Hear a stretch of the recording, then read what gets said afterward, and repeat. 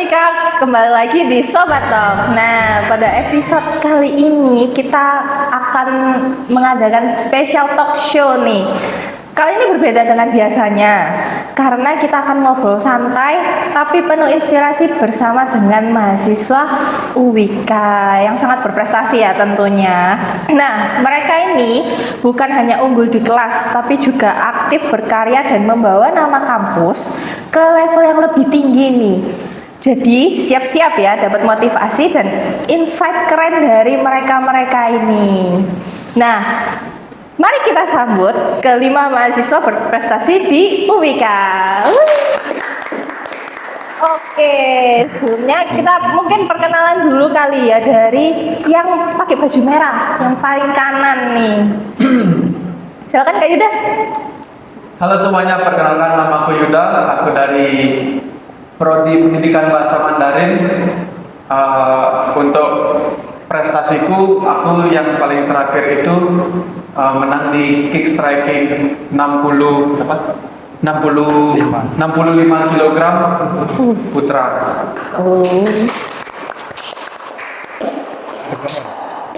Bisa dilanjut? Halo semua, nama saya Ricardo Readwijaya, saya dari Prodi Manajemen. Akhir-akhir ini saya menang di boxing kelas 57 kg. Silakan dilanjut. Halo semuanya, kenalkan aku Madrina Saponian dari Prodi Bahasa Inggris, dan prestasi saya terakhir yaitu pemenang SDG Presentation Second Runner Up. Halo, nama saya Sekersin Barsono. Saya dari Pendidikan Bahasa Mandarin. Saya terakhir juara combat sport MMA di kelas flyweight. Under 53, 54 mungkin ya. Ya, halo semua, perkenalkan nama Bung Lawrence. Aku di sini di pendidikan, Prodi Pendidikan Bahasa Mandarin. Kali ini aku ini juara di 2025 Chinese Quiz. Kalau Chinese kaligrafi sama painting ya. Wih. Nah, pada kesempatan kali ini tuh kita bakalan ngobrol langsung nih sama mereka. Karena kan kita juga pengen tahu gimana sih perjalanan mereka bisa sampai ke titik ini. Apa aja tantangan yang dihadapi dan tips apa aja yang bisa dibagikan untuk teman-teman semuanya yang mungkin ingin mencoba hal baru ataupun ingin membawa nama UWK untuk lebih dikenal lagi. Oke, kita langsung mulai aja ke pertanyaan pertama kali ya. Ceritakan apa pencapaian terbesar yang kalian raih selama berkuliah di UWK? Dari sana dulu, kan tadi perkenalan dari sini. Oh gitu. Mungkin Ya. bisa dari Kaloren dulu. Ya itu yang tadi baru saja saya katakan yang ini bahwa yang pengen dipelajari sekali itu mungkin perjalanannya ya bilang cukup rumit, soalnya kan ini kan tingkat internasional. Saya betul saya nggak pernah ikut yang tingkat internasional ini. Ini saya ikut yang internasional. Awal ikut tuh rasanya ya agak Apa? Tertekan? Apa gimana? Bikin lagi aja untuk menang gitu. Karena saya kalau sudah ikut lomba itu kayak di Mikirin banyak hal. bukan lebih berambisi sih saya kalau ikut lomba. Pokoknya saya ikut lomba saya harus menang gitu. Oh. Kalau nggak menang aku kecewa. Gitu. Bisa dikelak aja semua ini. Kenapa ragu? Kan udah keren. Kalau dasarnya keren kan ya kan? Kan harus pede ya. Ya seperti itu lah. Mungkin akan Untuk halangan. Pencapaian terbesar yang sudah diraih. Pencapaian saya yang diraih bisa membawa nama Wika ke combat sport MMA, terutama di MMA. Ya, soalnya jujur aja di Surabaya lah ya, di universitas itu fighter MMA itu gigit, gitu. Lebih banyak boxing dan kick striking. Jadi MMA-nya ada cuma dikit lah bisa didengar. Jadi saya mewakilkan Jakarta untuk ada lah MMA-nya. Keren banget guys. Keren banget. Salut. Bisa lanjut coba duluin. Kalau aku kayak yang aku mention sebelumnya ya, aku menang second runner up SDG presentation yang ngadain itu Universitas Teknokratik Bandar Lampung. Dan awalnya itu nggak tahu ya orang itu lombanya itu internasional. Dan pertama apa ya, persiapannya itu kayak kita banyak miss latihan, kita banyak miss kumpul, soalnya waktu kita nggak ada yang kalau nggak ada yang bisa habis kelas, itu ada yang masuk, ada yang enggak, dosennya yang mendampingi kita juga nggak bisa latihan, jadi kayak masih miss kalah wes. Soalnya pas aku lihat di Instagramnya Teknokrat itu kan, itu banyak dari mahasiswa internasional juga, nggak dari Indonesia aja. Jadi ada dari mana ya waktu itu, seingatku ya, dari ini kalau semangat gitu aku lupa. Pokoknya ya pas pengumuman kan aku juga sendirian waktu itu, ada temanku, dia menang. Kecewa sih, padahal menurut dia itu lebih bagus dari aku. Ya dari secara syuting, dari kelas, dari apapun dia itu lebih bagus dari aku. Cuman ya kalau pelajarannya itu kan ya nggak apa-apa. Terus waktu pengumuman aku ingat banget itu tanggal 13 Desember 2005. Pas pengumuman kayak, loh kok dia nggak sebut ya. Terus dia juga bilang dari 5 runner up itu udah internasional harus nggak menang. Terus waktu bagian aku yang SDG presentation itu dari 5, 4 kok gitu ya, kesebut lah sekarang gitu. Ternyata ketika nama aku kesebut, ya ampun pencapaian yang besar selama kuliah nggak pernah ikut lomba sebelumnya kayak gitu.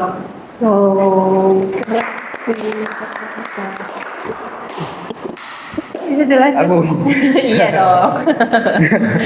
aku ini ikut boxing kelas 57 kilo pakai nama Wika. Soalnya kan kita tandingnya di Probolinggo sama Yuda sama Ken naik sepeda motor.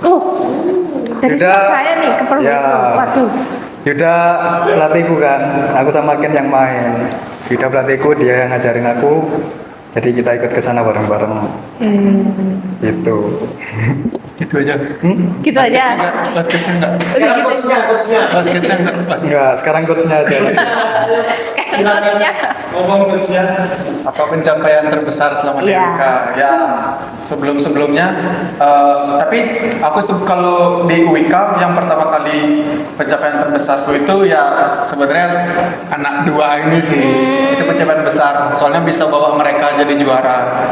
Cuman kalau aku pribadi juga karena melihat mereka turun, jadinya nafsu buat turun itu juga ada. Jadi pengen ikut Jadinya, juga ya pasti. Akhirnya yang terakhir kita main di Kogu Space itu aku sama Ricardo aja. Kebetulan kan nggak bisa. Itu sih pencapaian terbesarku kalau selama di UIK. Cuman kalau di luar UIK banyak. Apa aja tuh kalau boleh disebutin? Apa? Apa aja itu kalau boleh disebutin? Ya tapi itu dari sebelum aku di Surabaya juga ya. Kalau selama di Bali aku Porprov 2 kali Porprov Bali 2017 sama 19. Ya habis itu ya ada kejuaraan kecil juga. Cuman kalau di UIK ya itu membawa dua anak ini sebagai juara dan aku juga baru sekali. Keren semuanya, ya ampun. Ternyata UIK ini banyak potensi yang terpendam. Kalau Yuda ini seperti kata pepatah, pahlawan datang terakhir. Pahlawan datang terakhir, betul. Oke, kita lanjut ya. Apa sih tantangan paling berat yang kalian hadapi? Terus gimana caranya kalian mengatasi hal terberat tersebut? Ketawa ini dari tawa lagi, kenapa sih? Aman. Kenapa, siapa dulu yang mau jawab ini? Kayak Yuda. Tengah kan tadi udah nyebut tuh. Sekarang tengah. Habis dari kanan kiri tengah ya, gitu ya. Kalau menurut aku tantangannya ya kayak yang aku sebut tadi ya, kayak menurutku jadi kurang sepatu itu yang lebih baik. Cuman caranya aku ngatasin itu ya chill aja, kayak ikutin alurnya aja. Oh, aku sebenarnya basicnya basket, bukan di boxing. Tapi Iya. ikut boxing gara-gara FOMO aja. FOMO. Terus kebetulan aku kan sekos sama DE. Nah, DE kan ya wis tau lah historinya DE kan powerproof dan lain-lain. Aku minta ajari DE selama 2 bulan. Terus ada lomba ikut buat beraniin diri. Aku awalnya yang lebih berat ini sebenarnya cutting. Aku kan beratnya di 61 kayak. Tapi aku main di 57 jadi aku cutting selama berapa minggu ya? 2 atau 3? 3 minggu. 3 minggu. Sebulan. Ya hampir sebulan lah cutting ngurangin itu. Cuman makan telur rebus tiap hari buat ngating gitu. Beneran cuma telur rebus tiap hari? Beneran sampai pucet latihan sampai di. Nah, oke. Bisa lanjut Kak Yuda. Kenapa? Dari siapa dulu nih Kak Yuda? Loren? Kanan. Oke. Oke. Kalau tantangan terberat kalau buat diri sendiri dulu ya. Buat diri sendiriku, aku juga basicnya itu kan emang basicnya sama-sama bela diri. Cuman kalau aku tuh di tarung derajat, jadi tarung derajat itu cuma ada pukulan dan tendangan. Cuman aku pertama kali masuk ke kick striking itu tanpa itu tuh ada tambahan apa namanya senjata, ada knee itu lutut. Nah jadi aku ngerasa yang nggak biasa main lutut ya latihan itu agak rumit sih juga rasanya. Kalau tantangan terberatku sih ngelatih kickboxing sebenarnya. Karena dia ya itu dah basicnya dari basket. Jadinya kayak masih belum bisa mukul. Jadi 1 bulan itu aku gembleng teknik dan juga cutting nurunin berat badan ya itu dia sampai sakit. Kan Dari saya, ya halangan saya overthinking. Overthinking kenapa tuh Kak? Overthinking itu pertama ini pertandingan terakhir ya, yang terakhir. Overthinkingnya itu menurutku cukup berat. Soalnya dia itu tak lihat itu atlet Muay Thai. Waduh. Gitu. Jadi terus pengalaman pertandingan di MMA dia juga lebih banyak daripada aku. Tapi ya alhamdulillahnya puji Tuhan kan bisa menang. Ya ada banyak lah masuk MMA itu kan nggak cuman harus bisa mukul dan nggak ngikut terus knee gitu harus bisa take down submission kuncian lah kalau bahasa orang awamnya gitu. Nah jadi ya saya cukup sulit membagi waktu untuk berlatih grappling itu bela diri yang bulat gitu yang tanpa pukulan tendangan sama yang striking pukulan tendangan nah gitu. Berapa lama sih udah bergelut di dunia Di dunia bela diri atau yang MMA? MMA? Yang MMA itu dari kapan bang ya Pak Bus bisa? Yang dia pernah cornerin aku, jadi corner aku. Nah, dari kapan? Oktober tahun lalu. Oktober ya. 2025. Oh. Sebenarnya sudah lama aku masuk MMA, cuman event di rumah Surabaya aku baru tahu pas itu. Jadi ya, jadi kan main aja. Korbannya ini orang Surabaya Bonek. Terakhir Kak Loren. Oke, jadi tantangan terbesar ya selama ini kan bidang saya kan di bidang seni ya. Iya, bidang Dan seni itu kan kayak harus sebelum kita melakukan seni itu kita harus punya feel, harus punya hati yang siap. Jadi pas ada lomba itu kebanyakan saya ini nggak punya feeling gitu. Nggak punya feeling. Maksudnya nggak punya feeling itu nggak punya kayak susah buat nuangin ke kertasnya itu. Oh, ide-idenya. Bukan idenya, lebih ke ya, Perasaannya. Oke. Oke. Kayak punya perasaan. Jadi kita harus tunggu beberapa hari itu baru bisa menjalani. Jadi nggak bisa langsung. Terus ngatasinya gimana? Pastinya itu sudah nggak ngapa-ngapain, pokoknya kayak mencari hal lain yang yang bidang saya. Terus sama kesusahan dalam bagi waktu terus gitu. Dan setiap kali ada momen itu mesti ada kayak kegiatan yang lain dari media, terus inilah itu ya. Tabrakan pasti ya. Iya. Oke. Sekarang kita lanjut ya. Bagaimana kalian membagi waktu antara kuliah, organisasi, dan juga prestasi? Kan ada beberapa ini yang pastinya aktif dalam berorganisasi ya. Nah, gimana tuh cara membaginya? Ayo, siapa dulu? Kamu sekarang. Oke, aku sebelum menjawab ini. Boleh. Aku nggak aktif organisasi. Kalau tanya organisasi saya nggak aktif apa-apa di kuliah. Soalnya saya tahu kalau misal ikut organisasi di kuliah pasti kuliah matkul terganggu dan latihan itu juga terganggu. Kalau latihan terganggu pasti kenanya di prestasi itu, gitu. Terus halangan apa cara membagi waktu ya? Iya, cara bagi Cara membagi waktu. Aku percaya ya, terkadang itu harus ada yang dikorbankan untuk menjadi juara. Itu percaya. Wah, Nah, jadi ada beberapa momen matkulku itu kukorbankan untuk fokus latihan, gitu. Tapi ya jangan 100% dikorbankan. Biasanya apalah gitu loh. Betul. Terus kalau mau ujian mungkin ya itu jam latihanku aku juga korbankan cuma 10% 5% gitu. Oh. Cuman karena memang ya suka ya, lebih suka. Oke. Ya lanjut siapa? Kalau Ren? Cara bagi waktu.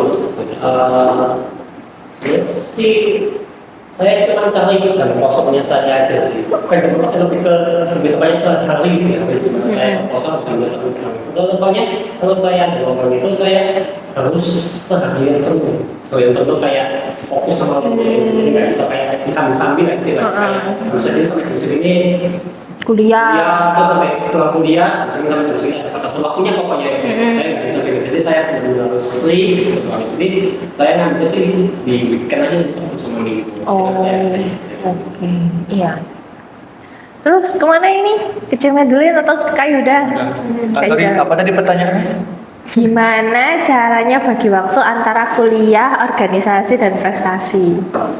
Kalau aku kuliah sama prestasi itu kebetulannya aku masuk dunia masuk olahraga lagi. Itu aku udah nggak selesai, udah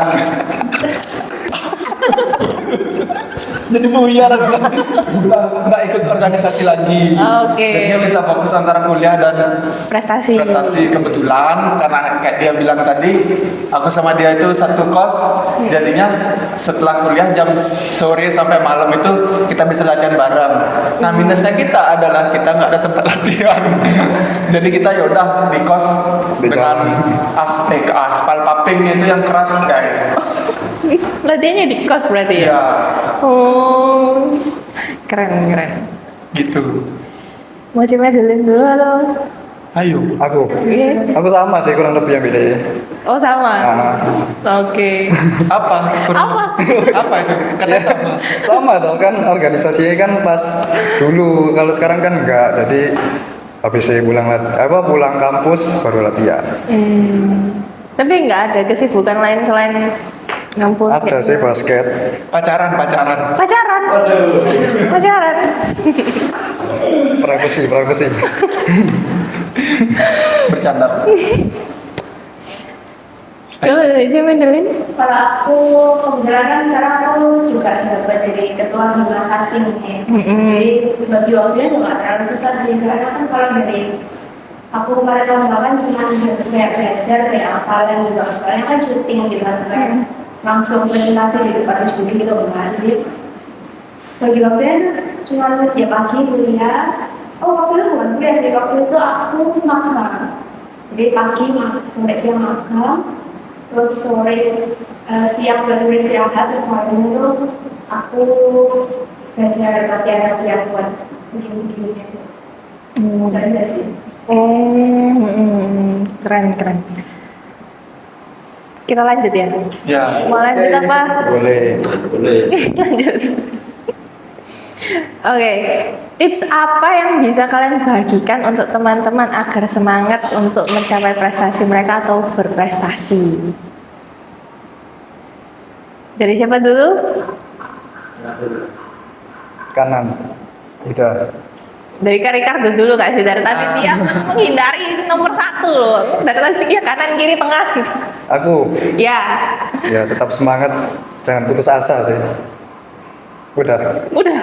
Oh, tak kira mau kasih kata-kata mutiara. Kesana dulu. Lagi mikir.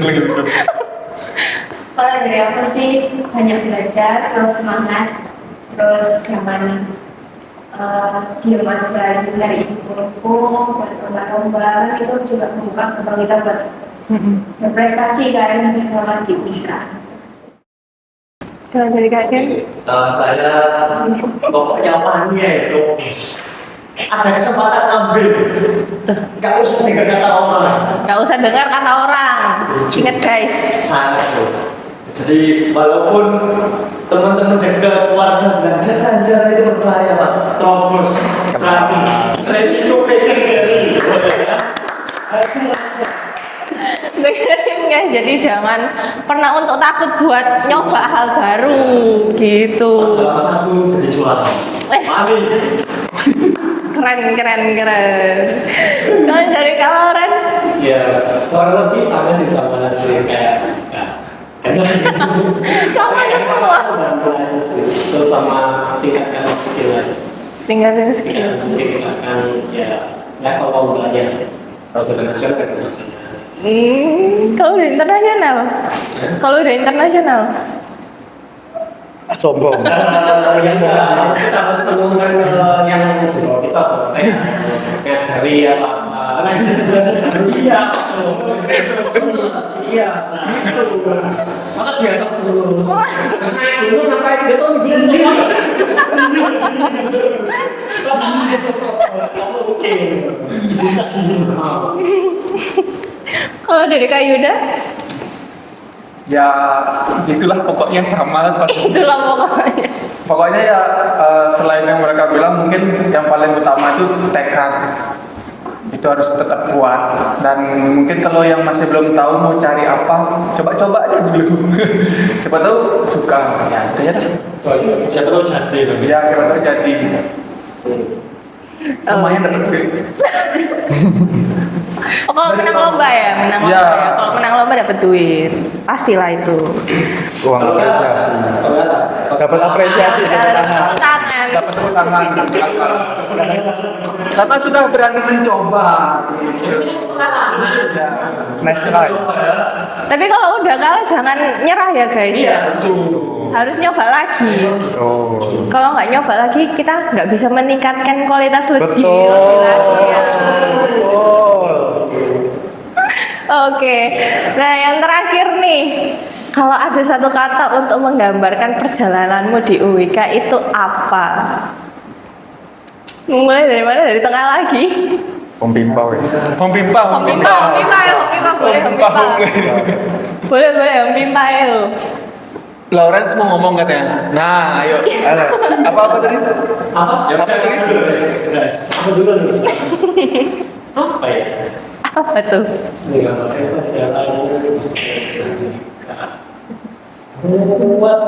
Ruwet. Kenapa tuh kok bisa ruwet? Ya kayak kebanyakan banyak kegiatan aja. Oke. Kalau dari kalian sendiri? Oh ya, sih. Mau lempar dulu aja. Belum kepikiran. Pikiran. Oke, kita lempar kemana nih? Ke Teh Madeline atau ke Kak Kak Madeline Ida? udah bisa. Kak Madeline bilang apa? Kok aku? Kalau aku mumet, Mumet. Kenapa kok mumet, Kak? atau mumet aja. Mumet aja. Mumet aja, semangat ya kuliah di sini. Semangat guys, Semangat kamu disemangatin. sendirian. Disemangatin kita. Oke, kalau dari Kak Ricardo? Oke. Oke. Kak Yuda? Capek. Capek. Kuliah di sini capek tak, Kak? Capek. Enggak. Sebenarnya bukan kuliahnya sih yang capek. lebih ke kayak kuliah. Nah itu yang kayak tadi ya aktivitas kita yang tadi kita singgung sama-sama antara perkuliahan, prestasi, mungkin masih ada yang organisasi juga. Itu yang bikin capek, bukan karena kuliahnya. Itu tadi Kak Ken mau bilang apa? Mental. Mental. Kena mentalmu. Kena mentalmu. Kenapa tuh? Dan pasti tugas. Tugas. Yakin tugas. Aduh, evaluasi aduh. Belok kanan, aduh sekolah latihan. Aduh. Bukan juara itu berbes. Beban juara tuh berat. Mental. Tapi dari situ terbentuklah mental juara.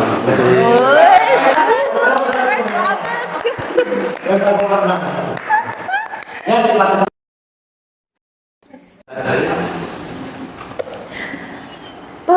Ternyata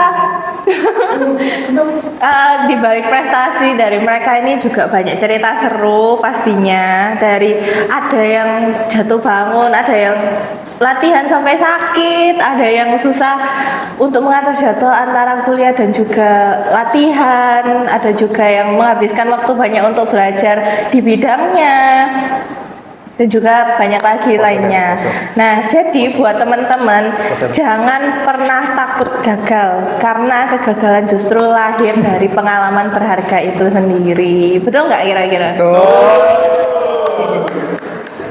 Oke, terima kasih buat kelima mahasiswa UIK yang keren-keren ini yang sudah berbagi cerita dan inspirasi hari ini. Jadi semoga kisah mereka bisa menjadi motivasi untuk kita semua untuk terus berkarya, berprestasi, dan juga membanggakan kampus kita tercinta Universitas Widya Kartika. Oke, jangan lupa like, share, dan subscribe channel UWIK untuk konten inspiratif lainnya. Sampai jumpa di episode berikutnya. UWIK, Humanis Inovasi.